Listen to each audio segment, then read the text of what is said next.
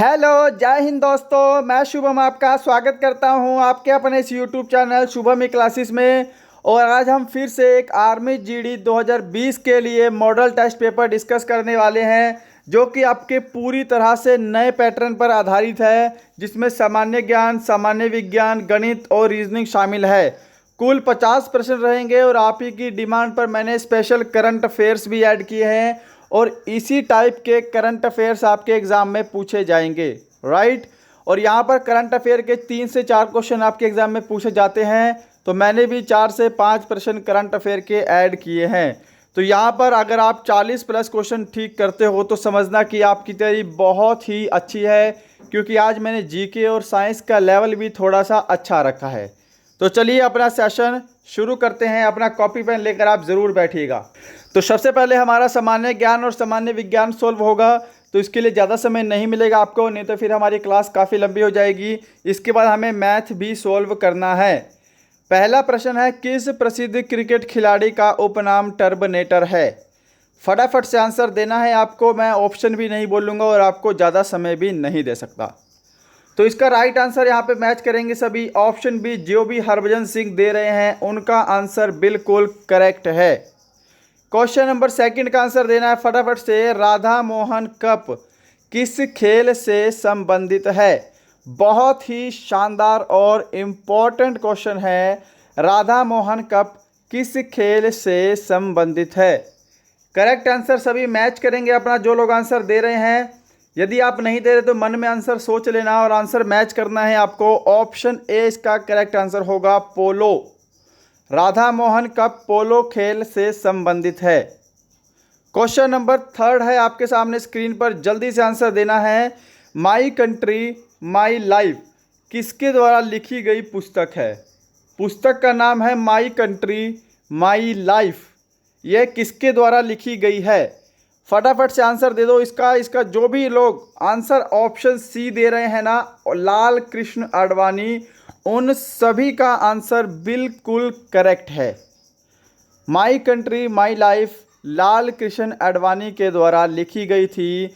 बढ़ते हैं next question पे। क्वेश्चन नंबर 4 आपके सामने, कौन सा पुरस्कार फिलीपींस के सरकार द्वारा प्रदान किया जाता है?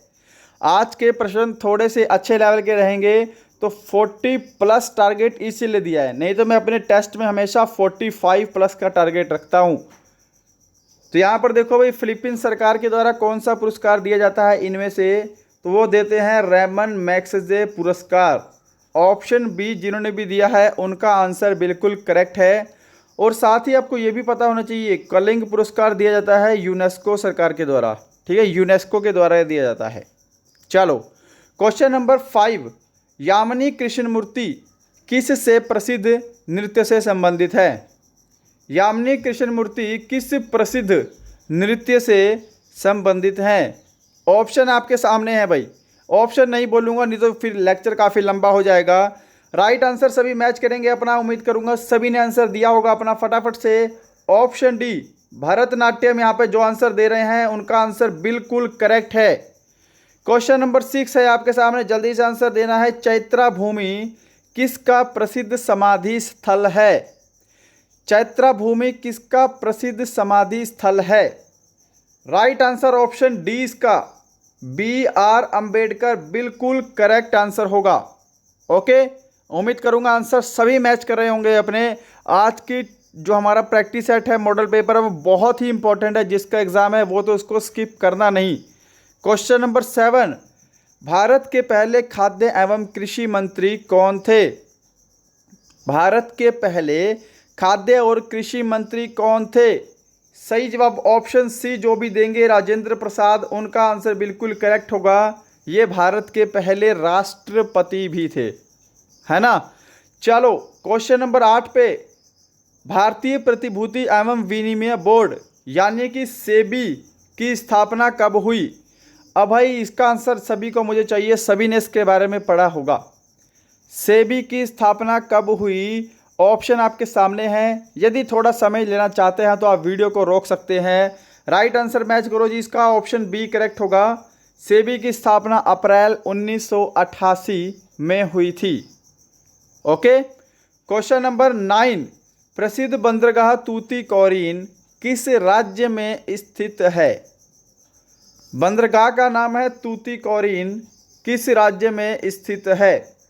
सही जवाब ऑप्शन इसका सी रहेगा, तमिलनाडु। तूतीकोरिन बंदरगाह तमिलनाडु में स्थित है। क्वेश्चन नंबर 10 मैच करेंगे सभी। सतपुड़ा की पहाड़ियाँ किस राज्य में अवस्थित हैं? Very very important questions. Satpura की पहाड़ियाँ किस राज्य में स्थित हैं?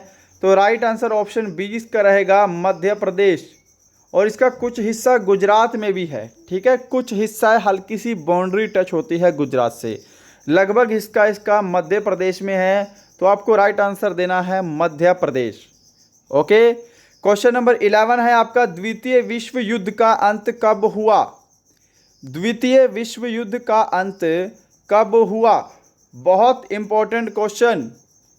तो यहाँ पर आप सभी को पता है 1939 में ये शुरू हुआ था और 1945 में इसका अंत हो गया था। ऑप्शन ए बिल्कुल करेक्ट आंसर होगा जिन्होंने भी ऑप्शन ए आंसर दिया है। ओके, क्वेश्चन नंबर 12 है आपके सामने और यहाँ से हमारे करंट अफेयर शुरू होंगे। 4 प्रश्न, 3 से 4 प्रश्न ही करंट अफेयर आएंगे और यहाँ पे 4 प्रश्न इसी लेवल के पूछे जाएंगे। अब करंट अफेयर जिन्होंने नहीं पढ़ा उनके नंबर यहाँ पे कटेंगे। लगाओ, तुक्का लगाना है, आपके पता है आपकी नेगेटिव मार्किंग भी होती है। स्वच्छ सर्वेक्षण 2020 प्रोग्राम के तहत कौन सा शहर शीर्ष स्थान पर रहा? और ये देखो लगातार तीसरी चौथी बार ये शीर्ष स्थान पर है ना। स्वच्छ सर्वेक्षण 2020 के तहत शहर का नाम है इंदौर। इंदौर जो है वह शीर्ष स्थान पर रहा। ऑप्शन बी इसका बिल्कुल करेक्ट आंसर होगा। क्वेश्चन नंबर 13 फटाफट से मैच करेंगे। जम्मू कश्मीर के नए राज्यपाल कौन बने हैं? क्वेश्चन दोबारा पढ़ लेना, मैंने ये नहीं बोला कि जम्मू कश्मीर के राज्यपाल कौन थे। जम्मू कश्मीर के नए राज्यपाल कौन बने हैं? तो जो लोग ऑप्शन ए आंसर देंगे उनका आंसर गलत है।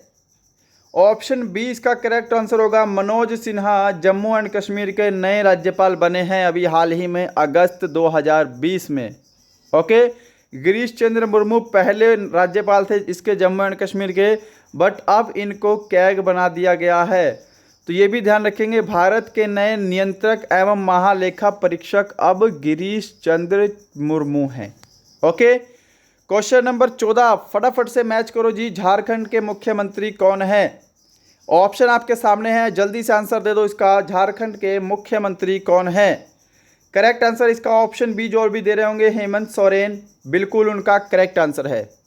क्वेश्चन नंबर 15 है आपके सामने, फटाफट से आंसर देंगे सभी की सभी कि वर्ष 2021 में कौन सा देश आईसीसी T20 विश्व कप की मेजबानी करेगा? T20 विश्व कप की मेजबानी कौन सा देश करेगा सन 2021 में? तो करेक्ट आंसर ऑप्शन सी होगा इसका, भारत। राइट, तो यहाँ पे आपके पूरे 15 प्रश्न कंप्लीट होते हैं और यकीन मानना यदि इस प्रश्न में आप 40 प्लस ठीक कर लेते हो, यदि 35 से 40 के बीच में भी करते हो तो आपका स्कोर बहुत ही अच्छा है भाई, ठीक है। ऐसा ही पेपर आपके एग्जाम में पूछा जाएगा। और अभी तक आपने यह वीडियो लाइक नहीं किया है तो पहले फटाफट से आपको वीडियो को लाइक करना है, पहले फटाफट से वीडियो को लाइक करना है। इसके बिना मैं आगे नहीं बढ़ूंगा। ईमानदारी से वीडियो को लाइक कीजिएगा यदि आपको पसंद आ रही है, ठीक है। नए हैं तो ज़रूर सब्सक्राइब करेंगे। 16 क्वेश्चन है, रॉकेट किस सिद्धांत पर कार्य करता है? रॉकेट किस सिद्धांत पर कार्य करता है? ऑप्शन ए करेक्ट होगा, न्यूटन का तृतीय नियम। आंसर मैच करना भाई, मैं फटाफट से आंसर बता रहा हूँ, वीडियो लंबा हो रहा है काफ़ी। पानी से निकलने पर शेविंग ब्रश आपस में चिपक जाते हैं, इसका कारण क्या है? पानी से निकलने पर जो शेविंग ब्रश के बाल होते हैं ना वो आपस में चिपक जाते हैं, इसका कारण होता है ऑप्शन ए पृष्ठ तनाव। ऑप्शन ए जो भी आंसर दे रहे हैं बिल्कुल करेक्ट है। आंसर मैच करते चले जाओ और भाई वीडियो को फैला दिया करो। जो आपके फ्रेंड तैयारी कर रहे हैं उनको व्हाट्सएप पे शेयर किया करो। शेयर की ऑप्शन नीचे आती तो है वीडियो में, शेयर किया करो, वीडियो को फैलाओ। ये काम आपका है, ठीक है, ये काम मेरा नहीं है। मेरा काम बस वीडियो अपलोड करना है आपके लिए, फैलाना आपका काम है, लाइक करना आपका काम है, सब्सक्राइब करना चैनल को आपका काम है। क्वेश्चन नंबर 18 है, पास्कल किसकी इकाई है? राइट आंसर जो भी इसका ऑप्शन बी देंगे दाब, उनका आंसर बिल्कुल करेक्ट होगा। क्वेश्चन नंबर 19, ध्वनि के किस लक्षण के कारण कोई ध्वनि मोटी या पतली होती है? ऑप्शन आपके सामने है, फटाफट से आंसर देना है आपको। ध्वनि के किस लक्षण के कारण कोई ध्वनि मोटी या पतली होती है? राइट आंसर इसका ऑप्शन बी रहेगा, तारत्व के कारण। ओके, मैच करना। क्वेश्चन नंबर 20, तंतु प्रकाश संचार में संकेत किस रूप में प्रवाहित होता है? तंतु प्रकाश संचार में संकेत किस रूप में प्रवाहित होता है? तो ये होता है प्रकाश तरंग के रूप में। ऑप्शन ए इसका बिल्कुल करेक्ट आंसर होगा। क्वेश्चन नंबर 21, फाउंटेन पेन के आविष्कारक कौन थे? जल्दी आंसर देना है थोड़ा। फाउंटेन पेन के आविष्कारक कौन थे? राइट आंसर मैच करेंगे। ऑप्शन बी जो भी दे रहे हैं वाटरमैन, उनका बिल्कुल करेक्ट आंसर है। क्वेश्चन नंबर 22 है, पायरोमीटर का प्रयोग किस में करते हैं? ऑप्शन आपके सामने है भाई, आंसर देना है जल्दी से दे दो। अगर समय चाहिए तो वीडियो को पॉज कर लो। पायरोमीटर का आविष्कार किया जाता है उच्च तापक्रम को नापने में। ऑप्शन सी जिन्होंने आंसर दिया है उनका आंसर बिल्कुल करेक्ट है। नेक्स्ट 23, जेम्स चैडविक ने निम्नलिखित में से किसकी खोज की थी? जेम्स चैडविक ने निम्नलिखित में से किसकी खोज की थी? राइट आंसर सभी मैच करेंगे यहाँ पे। ऑप्शन सी रहेगा, न्यूट्रॉन। न्यूट्रॉन की खोज जेम्स चैडविक ने की थी। क्वेश्चन नंबर 24 है, लाल लिटमस पत्र को नीला कौन कर देता है? लाल लिटमस पत्र को नीला कौन कर देता है? तो यहाँ पे लाल को नीले में परिवर्तित करने की बात करेगा तो आपका राइट आंसर होगा ऑप्शन सी, क्षार। ठीक है, जिसको भस्म भी बोलते हैं, ये ध्यान रखना। नेक्स्ट 25 है, क्षारीय घोल का पीएच मान होता है। क्षारीय घोल का पीएच मान कितना होता है? ऑप्शन आपके सामने सारे स्क्रीन पर हैं।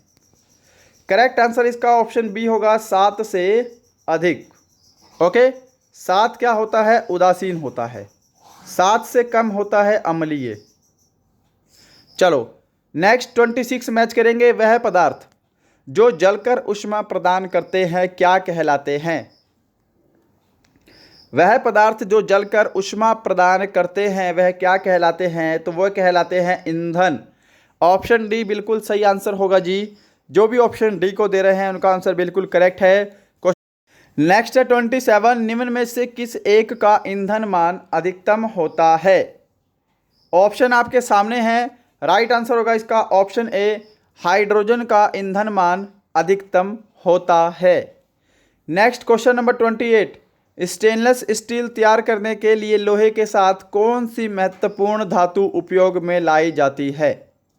स्टेनलेस स्टील, देखो भी लोहे के साथ क्रोमियम और निकल भी होता है। ठीक है, दोनों चीज़ें उपयोग में लाई जाती हैं। यहाँ पर महत्वपूर्ण धातु की बात करेंगे तो सबसे अधिक मात्रा में क्रोमियम यूज होता है लोहे के साथ, फिर बहुत ही हल्का सा पार्ट निकल का भी यूज होता है।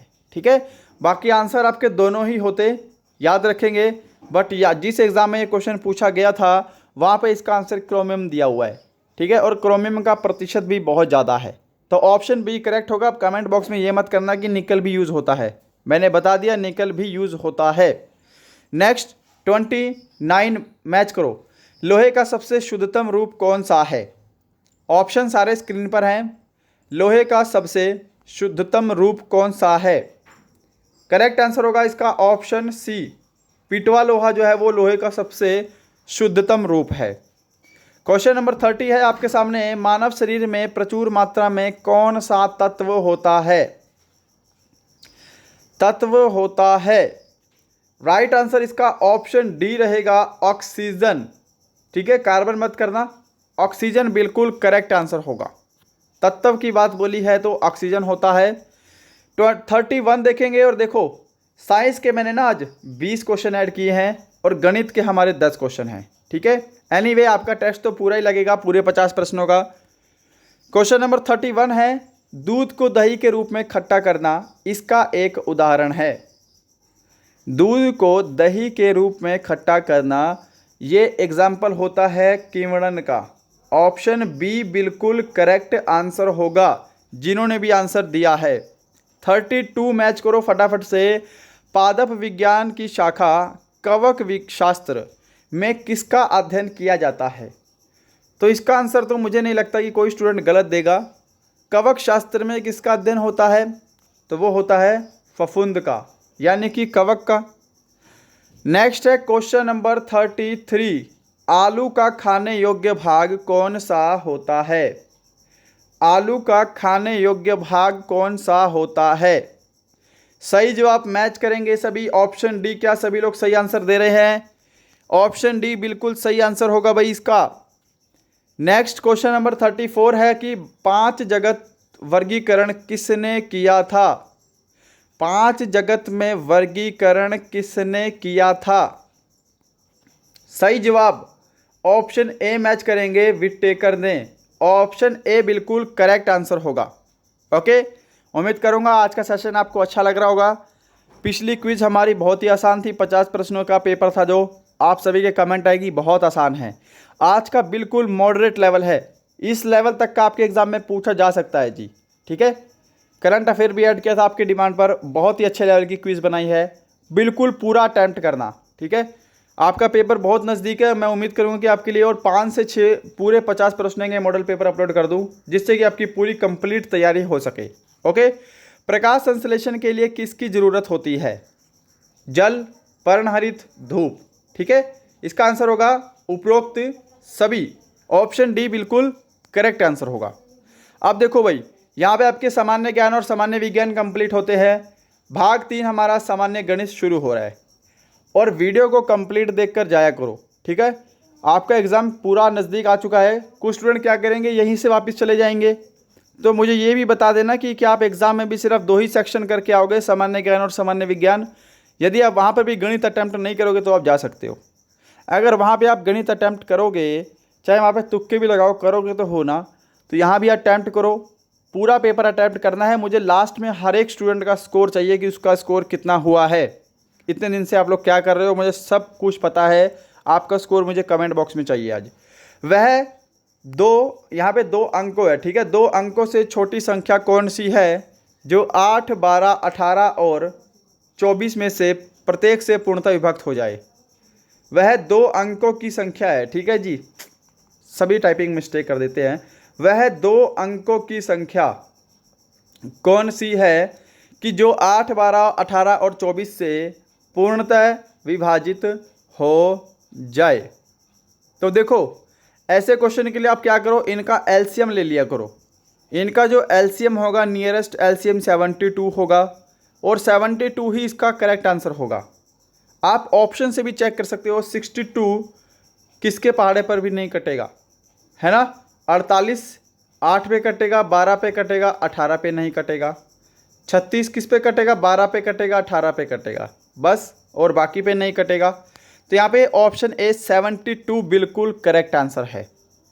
क्वेश्चन नंबर 37 आपके सामने है, बहुत ही इंपॉर्टेंट क्वेश्चन, फटाफट से आंसर दे दो भाई इसका। अंडर रूट है ये, ठीक है। Under root 625 plus under root 484 का मान बताओ। जल्दी से आंसर देना है। अब इसके लिए आपको अंडर रूट पता होना चाहिए, यानी कि आपको स्क्वायर पता होने चाहिए। जिनको पता है वो तो करेंगे, और जिनको नहीं पता उनका भाई क्या कर सकते हैं। ठीक है, एग्ज़ाम टाइम आने वाला है, आपको ये ऐसे क्वेश्चन तो एग्ज़ाम में आते ही आते हैं। तो देखो, 484 होता है 22 का स्क्वायर, यानी कि 22, और 625 का अंडर रूट क्या होगा, 25 होगा, क्योंकि 25 का स्क्वायर 625 होता है। अब इनको जोड़ दो, 47 जो है वो आपका करेक्ट आंसर होगा। Option A. क्या सभी ने सही आंसर दिया है? चलो, क्वेश्चन नंबर 38 मैच करेंगे फटाफट से कि प्रथम 50 संख्याओं का औसत क्या होगा। प्रथम 50 प्राकृत संख्याओं का औसत कितना है? प्राकृत संख्या क्या होती हैं? 1, 2, 3, 4, ऐसे ही करते करते 50 तक जाएंगी। ठीक है, अब मैंने आपको बहुत बार ये क्वेश्चन करवाया है, बहुत बार मैंने आपको एक चीज़ बताई है कि जब भी कोई सीरीज हमारी कॉन्टिन्यूस हो, यानी कि सभी में जब गैप समान हो, यहाँ पे सभी में एक एक का अंतर आ रहा है ना, सभी में एक एक का अंतर आ रहा है, तो आपको क्या करना होता है, औसत निकालने के लिए पहली संख्या और लास्ट की संख्या को जोड़ के आपको 2 से भाग कर देना है बस। तो देखो, पहली संख्या 1 है, आखिरी संख्या 50 है, जोड़ने पे कितना बनेगा, 51 बनेगा। इसको आपको 2 से भाग करना है बस। 2 दूनी 4, 2 पंजे 10 और 2 पंजे 10, यानी कि 25.5। ऑप्शन बी इसका बिल्कुल करेक्ट आंसर होगा। ऑप्शन बी, जिन्होंने भी आंसर दिया है इस प्रश्न का, उनका आंसर बिल्कुल सही है।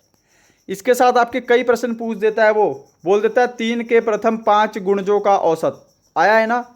तो देखो 3, 6, 9 ऐसे ही करते करते 5वां गुणज होगा 15, है ना। अब ऐसे में भी आपको पता है सब में 3-3 का ही गैप होगा, क्योंकि 3 ही के गुणज हैं। तो गैप समान हो, अगर औसत निकालने को बोले तो पहली और संख्या लास्ट की संख्या को जोड़ के 2 से भाग कर देना बस, ठीक है। तो इस क्वेश्चन का भी आंसर आपका 6 होगा और इस प्रश्न का आंसर आपका 25.5 है।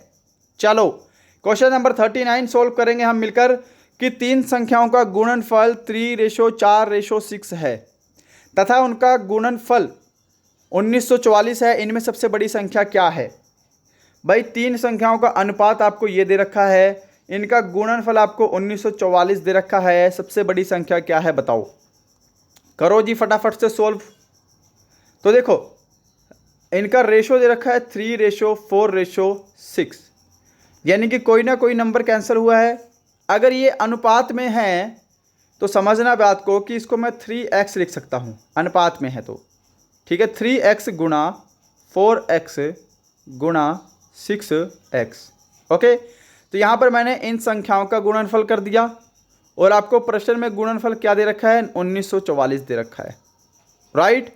अब इसको आपको गुणा करना है पहले, क्योंकि ये भी आपको गुणनफल दे रखा है। तो गुणा करने को 4 तिया 12, 12 छिके 72, राइट। तो देखो भाई यहाँ पे 72 आ गया और x की क्यूब हो जाएगा, क्योंकि x 3 बार है, 3 बार गुणा होगा x की क्यूब। यहाँ पे है आपका 194 एंड 4। क्या सभी को इतना स्टेप समझ में आ रहा है ना। अब 12 से कैंसिल करते हैं पहले, ठीक है। 12 छिके 72, यहाँ पे देखो 12 एकम 12, 12 एकम 12, 7 और 4 बच गए यहाँ पे, ठीक है। 12 छिके 72 और 12 दूनी 24, राइट। अब देखो फिर 6 से कैंसिल कर दो, 6 दूनी 12 बच गया आपका 4, 6, 7, 42। तो हम बोल सकते हैं कि x की क्यूब की जो वैल्यू है वो कितनी आ गई, 27 आ गई। अगर x की क्यूब 27 है तो बताओ भाई 27, तो x की वैल्यू कितनी आ जाएगी यहाँ से। अगर x की क्यूब 27 है तो यहाँ पे क्यूब हटाओगे, यहाँ पे अंडर रूट होगा और यहाँ पे 3 हो जाएगा। तो 27 किसका अंडर रूट होगा, किसका अंडर रूट कह रहे हैं। अब देखो इसको मैं मिटा दूँ, यहाँ पे ऊपर कर देते हैं, ऊपर स्पेस बचा हुआ ऊपर करते हैं सोल्व, राइट। तो देखो x की वैल्यू यहाँ से कितनी आ जाएगी, 3 आ जाएगी, क्योंकि 3 की पावर 3 कितना होता है, 27 होता है ना। तो x की पावर यहाँ से x की वैल्यू हमारी 3 आ गई। आपको बोला है सबसे बड़ी संख्या निकालने को। सबसे बड़ी संख्या कितनी है, यहाँ पे 6 दे रखी है आपको, रेशो में 6 है ना। तो 3 को 6 से गुणा कर दो, 6 तिया 18 आपका बिल्कुल करेक्ट आंसर होगा। ऑप्शन सी 18 बिल्कुल करेक्ट आंसर होगा भाई। क्या ऑप्शन सी सभी ने आंसर दिया है। थोड़ा स्पेस कम था तो मैंने ऊपर इसको सोल्व कर दिया, एडजस्ट करना, राइट। चलो क्वेश्चन नंबर 40 पे चलते हैं फटाफट से। राम और श्याम की आयु का अंतर 16 वर्ष है। 6 वर्ष पहले राम की आयु श्याम की आयु से 3 गुना थी, तो राम की वर्तमान आयु ज्ञात करें। करो जी फटाफट से सोल्व। कॉपी पेन लिया है अगर आपने तो देखो यहाँ पे R से राम लिख दिया मैंने, S से मैंने लिख दिया श्याम। 6 वर्ष पहले भाई, 6 वर्ष पहले राम की आयु श्याम की आयु से 3 गुना थी, 3:1 हो गया। पर ये ध्यान रखना 6 वर्ष पहले है, ये माइनस का साइन कर देता हूँ, 6 वर्ष पहले है। इनकी आयु में अंतर तो हमेशा समान ही रहेगा, चाहे 6 वर्ष पहले हो चाहे 10 वर्ष बाद हो, कभी भी आयु तो समान ही रहेगी ना। तो देखो इनमें रेशो में अंतर कितने का है, 2 का अंतर है, और उम्र में अंतर कितने का है, दोनों की 16 का अंतर है।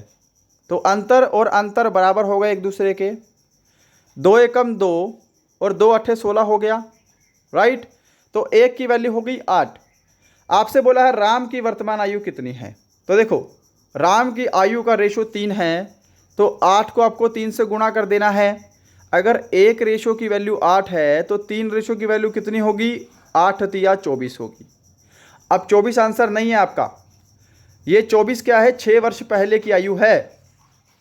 ठीक है, आपको बोला है वर्तमान आयु, इसमें 6 और जोड़ देंगे तो हमारा 30 वर्ष बिल्कुल करेक्ट आंसर होगा। ऑप्शन बी इसका बिल्कुल करेक्ट आंसर होगा जी, ऑप्शन बी। सभी लोग आंसर मैच करेंगे। नेक्स्ट क्वेश्चन पे चलते हैं। क्वेश्चन नंबर 41 आपके सामने स्क्रीन पर, एक आयत की लंबाई में 20% वृद्धि करने तथा चौड़ाई में 20% कमी करने पर इसके क्षेत्रफल में कितने प्रतिशत की कमी आएगी। बताओ जी इसका आंसर। यहाँ पर देखो सक्सेसिव रेट से कर लेते हैं। ठीक है, इसको दूसरे तरीके से भी कर सकते हो आप, x + y - xy/100, है ना, ऐसे भी कर सकते हो।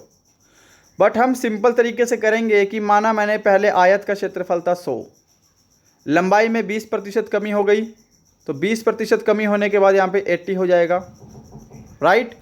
फिर चौड़ाई में लंबाई में 20% की वृद्धि हुई है, 120 हो जाएगा, है ना। फिर चौड़ाई में 20% की कमी हुई है, तो ये जो 120 आया है इसमें आपको 20% घटाना है निकाल के। 120 का 20% कितना होता है, तो वो होता है आपका 24। यदि मैं 120 में से 24 घटाऊंगा तो यहाँ पे कितना बचेगा, 96 बचेगा। ओके, अब देखो पहले क्षेत्रफल था 100, अब कितना हो गया, 96 हो गया। कितने प्रतिशत की कमी आई है, 4% की कमी आई है। और यहाँ से आपका ऑप्शन सी बिल्कुल करेक्ट आंसर है, ऑप्शन सी बिल्कुल करेक्ट आंसर होगा।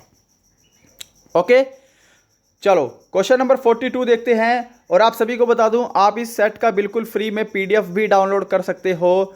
इसके लिए आपको डिस्क्रिप्शन में हमारे टेलीग्राम मिलेगा, उसको ज्वाइन करना होगा, वहाँ पे इसका पीडीएफ अपलोड हो जाएगा। ठीक है, आप चाहो तो मुझे इंस्टाग्राम पर भी फॉलो कर सकते हो, उसका लिंक भी डिस्क्रिप्शन में है।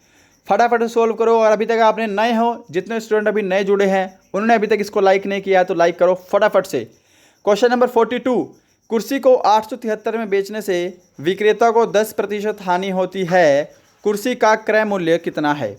तो देखो भाई, क्रय मूल्य निकालने का फॉर्मूला सभी को पता है ना, कॉस्ट प्राइस निकालने का फॉर्मूला होता है विक्रय मूल्य यानी कि सेलिंग प्राइस अपॉन 100।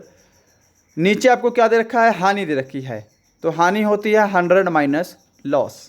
ओके, अब देखो सेलिंग प्राइस है आपका 873 रुपये, इंटू हम 100 करेंगे और इसको हम 90 से क्या कर देंगे, भाग कर देंगे, क्योंकि 10% की हानि हो रही है और हानि 100 माइनस लॉस होता है।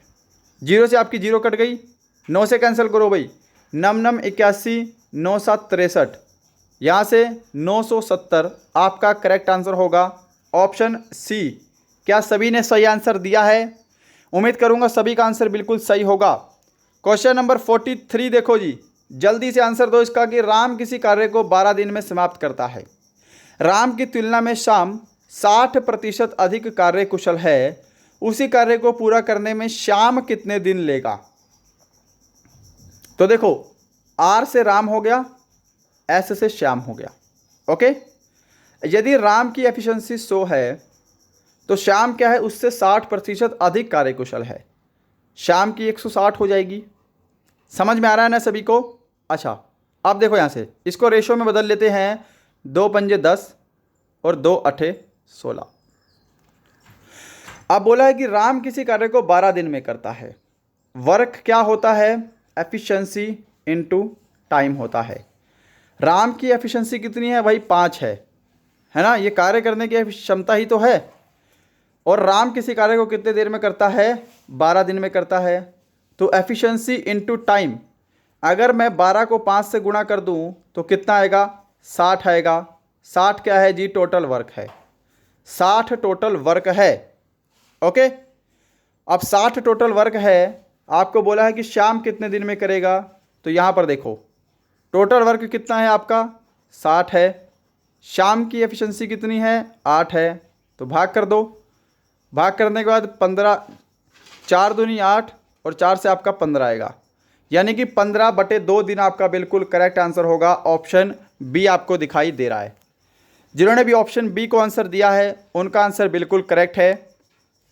बढ़ते हैं नेक्स्ट पे। क्वेश्चन नंबर 43 है आपका 44 कि दो रेलगाड़ियों की चाल 6:7 के अनुपात में है।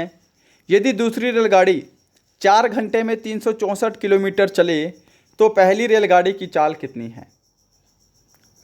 करो जी फटाफट सोल्व। देखो स्पीड का रेशो दे रखा है दोनों का 6:7। ठीक है, अब स्पीड होती क्या है आपको पता है? डिस्टेंस अपॉन टाइम होती है। दूसरी रेलगाड़ी में आपको पहले स्पीड निकालनी पड़ेगी। डिस्टेंस आपको दे रखा है 364 किलोमीटर, टाइम आपको दे रखा है 4 घंटे। ठीक है, कैंसिल करेंगे अगर हम इसको, 4 में 36, 4 एकम 4, तो जो दूसरी रेलगाड़ी है उसकी स्पीड है 91 किलोमीटर प्रति घंटा। तो देखो यहाँ पे दूसरी रेलगाड़ी का आपको स्पीड का रेशो दे रखा है 7 और स्पीड दे रखी है आपको एक्चुअल में 91। ठीक है, तो 7 की वैल्यू 91 के बराबर हो जाएगी। 7 एकम 7 और 7 से कैंसिल करेंगे 13 बार में कटेगा। समझ गए? अब यहाँ पर देखो एक रेशो की वैल्यू कितनी आई है, यहाँ से हमारी 13 आई है। हमको निकालनी है 6 रेशो की वैल्यू। ठीक है, पहली रेलगाड़ी की चाल, तो 13 को फिर 6 से गुणा कर दो जी। 13 छिके कितना होता है? 78 होता है। ठीक है जी, 13 छिके 78 होता है। ये आपका बिल्कुल करेक्ट आंसर होगा। ऑप्शन सी, क्या सभी ने सही आंसर दिया है? ऑप्शन सी बिल्कुल करेक्ट होगा। क्वेश्चन नंबर 45 जल्दी से सॉल्व करेंगे, इसके बाद हमारा भाग 4 रीजनिंग भी सॉल्व होगा। किसी धन पर एक निश्चित दर से 2 वर्ष का साधारण ब्याज 160 तथा चक्रवृद्धि ब्याज 170 है, वार्षिक ब्याज की दर कितनी है? तो देखो सबसे पहले आपको पता होना चाहिए कि जो साधारण ब्याज होता है वो हर साल समान रहता है और चक्रवृद्धि ब्याज हर साल ब्याज के ऊपर ब्याज लगता रहता है एक निश्चित दर से। ठीक है, तो चक्रवृद्धि ब्याज हर साल बढ़ता रहता है। तो देखो यहाँ पर लिख दिया मैंने साधारण ब्याज, यहाँ पर मैं लिख दिया CI यानी कि कंपाउंड इंटरेस्ट। अब साधारण ब्याज अगर 2 साल में 160 है तो पहले साल में 80 होगा और दूसरे साल में भी 80 ही होगा, सेम रहता है ना, तभी जाके 160 हुआ है। चक्रवृद्धि ब्याज पहले साल और साधारण ब्याज जो है पहले साल 80 होगा तो चक्रवृद्धि ब्याज भी पहले साल 80 होगा। ये भी आपको पता होना चाहिए पहले साल का साधारण ब्याज और चक्रवृद्धि ब्याज बराबर होता है। दूसरे साल में साधारण ब्याज 80 तो होगा ही, प्लस इसके साथ 10 और जुड़ा हुआ है, तभी तो ये 170 हो रहा है। समझ गए ना? अब आपको बताना ये जो 10 है ना, ये 10 कौन सी दर पर ये 80 से 10 हुआ है। ठीक है, यानी कि 10 80 का कितना प्रतिशत है। यदि आप ये निकाल लोगे तो आपका राइट आंसर होगा, क्योंकि कोई निश्चित दर से यहाँ पर आपका ब्याज के ऊपर ब्याज लगा है। समझो बात को, आपको ऐसे ही करना है। देखो ये 10 80 का कितना प्रतिशत है, ये आपने सोल्व कर लिया, यहाँ से आपका आंसर सोल्व हो जाएगा। 0 से आपकी 0 कट गई, 8 से कैंसिल करेंगे तो सीधी सी बात है 8 एकम 8। ठीक है, 4 यहाँ पे 2 0, 8 दूनी 16 और 8 पंजे 40, 12.5%। जो लोग भी ऑप्शन ए आंसर दे रहे हैं 12.5%, उनका आंसर बिल्कुल करेक्ट है, उनका आंसर बिल्कुल करेक्ट है। अब बढ़ते हैं नेक्स्ट पे। क्वेश्चन नंबर 46 रीजनिंग बहुत सॉल्व करनी है आपको, बहुत ही अच्छे लेवल की आज मैंने रीजनिंग ऐड की है। जल्दी से रीजनिंग के क्वेश्चन आपको सोल्व करने हैं फटाफट से। 46 नंबर क्वेश्चन बहुत ही आसान प्रश्न है, जल्दी से सोल्व कीजिएगा और पूरा कंप्लीट टेस्ट लगाना है। कंप्लीट टेस्ट आपका कंप्लीट होने वाला है बस। तो देखो यहाँ पे क्या सीरीज फॉलो हो रही है, यदि आपको समय चाहिए तो आप वीडियो को पॉज कर सकते हैं। तो पहले वाले की हम बात करेंगे, तो यहाँ पर देखो 2 की क्यूब कितना होता है, फिर 1 की क्यूब और फिर 3 की क्यूब, इनको जोड़ने के बाद 36 बना है। ठीक है, 2 की क्यूब 8, 1 की क्यूब 1, 3 की क्यूब 27, इनको आपको जोड़ा है 7 और 1 8, 8 और 8 16, 30 यहाँ पे 6 आपका बना है। ओके, और नेक्स्ट क्वेश्चन में क्या फॉलो हो रहा है, सब में सेम सीरीज फॉलो हो रही है भाई यहाँ पे। ठीक है, यहाँ पर भी आपका 0 की क्यूब होगा, इसमें देखो 4 की क्यूब 64 होगा, 3 की क्यूब 27 होगा, 4 और 7, ठीक है ना, 4, हाँ 3 की क्यूब 27 होगा। तो देखो 7 और 4 11, 6 और 3 9, 91 बना है। अब यहाँ पर आपको बोला है क्वेश्चन मार्क की जगह क्या आएगा, तो यहाँ पर आपको क्या करना है, 4 की क्यूब 64, 2 की क्यूब 8, 1 की क्यूब 1। सोल्व करो, 8 और 1 9, 9 और 4 13 का 3, हासिल 1, 73 करेक्ट आंसर होगा ऑप्शन डी। जिन्होंने भी ऑप्शन डी चूज़ किया है उनका आंसर बिल्कुल सही है। ऑप्शन डी इसका बिल्कुल करेक्ट आंसर होगा। बढ़ते हैं नेक्स्ट पे, क्वेश्चन नंबर 47 जल्दी से सोल्व करेंगे यहाँ पे कि देखो नदी में क्या होता है, प्रवाह होता है, नदी बहती है, आपको बताना है स्थिर क्या होगा। तो यहाँ पर ऑप्शन सी करेक्ट होगा, पुल। पुल जो है वो हमेशा स्थिर रहता है एक जगह, है ना। क्वेश्चन नंबर 48 मैच करो फटाफट से। वह शब्द चुनो जो बाकियों से अलग है। बाकियों से अलग है वह शब्द आपको चुनना है। तो यहाँ पे राइट आंसर होगा ऑप्शन बी, ईगल। ईगल ऐसा पक्षी है जो उड़ सकता है, ठीक है। बाकी कीवी, एमू और शतुरमुर्ग ये तीनों पक्षी हैं बट ये उड़ते नहीं हैं, ये आपको ध्यान रखना है। क्वेश्चन नंबर 49 चूज करो। अमर, अकबर और एंथनी की कुल आयु 80 वर्ष है। 3 साल पहले उनकी उम्र कुल कितनी थी।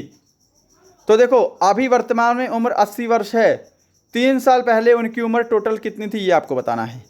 तो 3 बंदे हैं, अमर, अकबर और एंथनी। तो 3 साल में तीनों की उम्र कम होगी, 3 है ना। तो 3 साल में टोटल उम्र कितनी कम हो जाएगी, 9 कम हो जाएगी। तो यहाँ पर 71 आपका करेक्ट आंसर होगा ऑप्शन ए।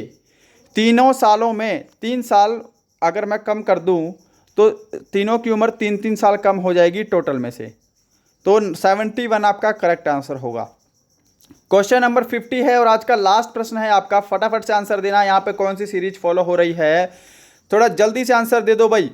इस क्वेश्चन का आंसर जल्दी चाहिए, बहुत ही इंपॉर्टेंट क्वेश्चन है। मुझे पता है बहुत सारे स्टूडेंट पे ये क्वेश्चन सॉल्व नहीं होगा, तो इसको क्वेश्चन को पॉज करके, वीडियो को पॉज करके क्वेश्चन सॉल्व करना ईमानदारी से।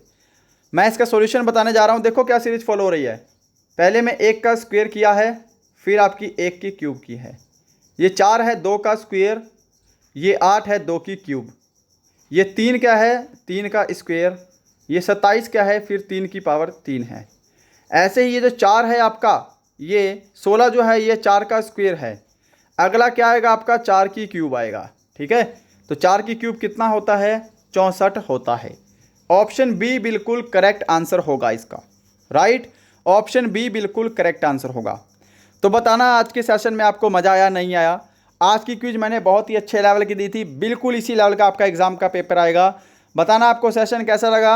मिलते हैं नेक्स्ट वीडियो में किसी और अच्छे टॉपिक के साथ। तब तक के लिए जय हिंद, जय भारत।